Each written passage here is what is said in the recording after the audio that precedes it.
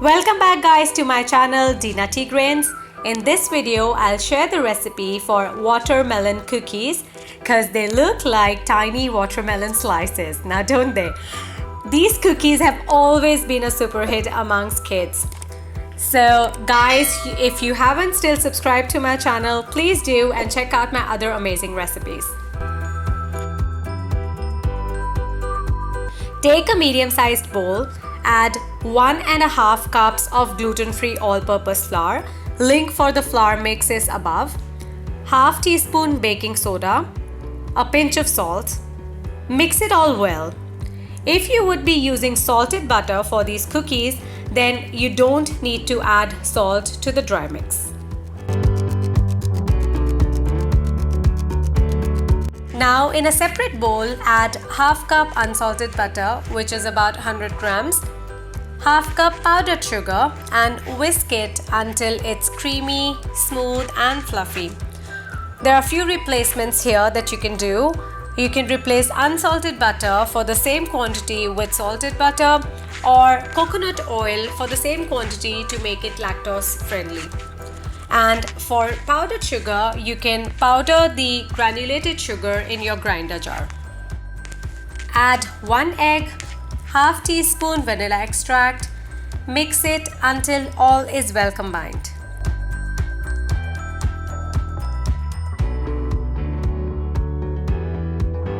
Now transfer your dry mix into this mixture and start combining it with your hands or a silicone spatula to form a dough. Due to summers here, the dough is sticky, so we would need to keep it in the fridge for chilling for about an hour or so. The dough had been resting for slightly more than an hour. Put it on a silicone mat or a cling wrap and then press it to form a log. Then cut this log in half and keep it aside in a bowl. Divide the dough further into 1/3 and 2/3 portions. Okay, so let's start coloring our dough.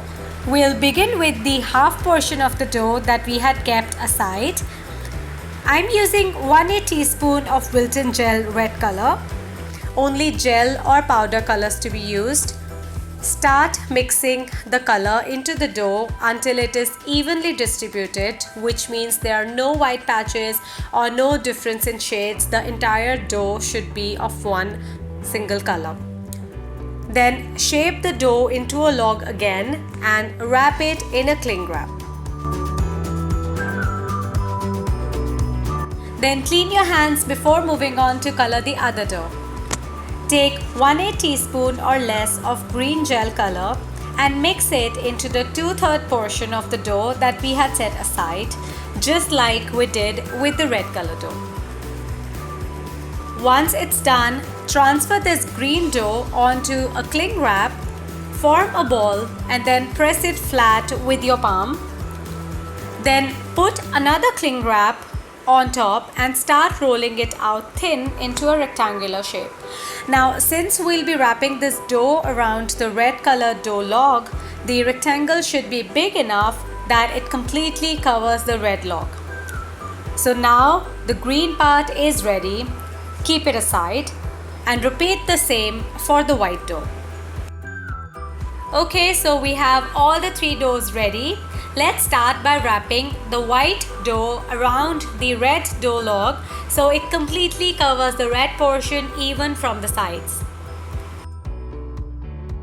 Now wrap these with the cling wrap while slightly pressing the white dough against the red dough so both are nicely hugging each other. This is done to ensure that there are no gaps between the two layers. Now repeat the same with the green dough. Wrap it and keep it in the fridge for about an hour to stiffen up before slicing. Okay, so this had been chilling for an hour. Now unwrap the dough and slice out the sides as those will not look so impressive. Then start slicing the dough into cookies of 1 centimeter thickness.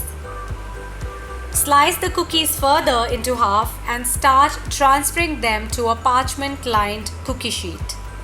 This recipe will give you about 20 to 22 cookies. I have also used the sides that we had cut out initially, which obviously only I will be eating. Okay, so what's a watermelon without seeds?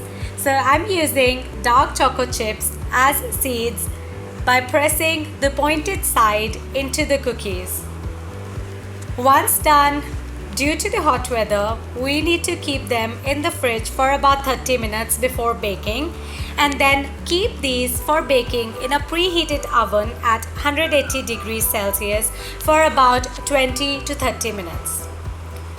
They have baked so beautifully. Let them cool a little on a wire rack. If you feel that the cookies are not crispy after about an hour of cooling down, you can again keep them in a preheated oven for 5 to 10 more minutes. This is the best thing about cookies. If you like this recipe, please try and share your experience in the comments box below. We'll meet soon with another amazing recipe. Till then, take care and bye-bye.